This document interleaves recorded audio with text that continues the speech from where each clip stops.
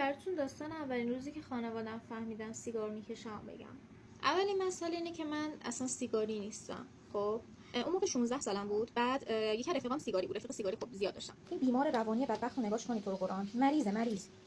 من مجبور شدم سبزی پاک کنم و همین اومدم اینجا این داستان براتون بگم. بعدش خلاصه از اونجا شروع شد که من شروع کردم بکشیدن. بعد یه روز وقتی که خانواده‌ام میرفتن سر کار من میکشیدم. بعد اود روشن میکردم، در پنجره رو وا می‌ذاشتم و اینا بوش میرفت. بعد چیکار کردم؟ یه سری احمقیتی کردم این بود که فیلترشو انداختم تو سرداشقال اتاقم. بعد اینا فهمیدن. ببین ساعت 3 صبح بود. بابام من از خواب بیدار کرد، گفت رو بیدار شد. گفتم چی شده؟ ساعت 3 صبح بود. فرداش هم خواستیم مسافرت خانوادگی همه با هم. بعد بیدار شدم، مامانم داره گریه می‌کنه. اینجوری چیزا بود.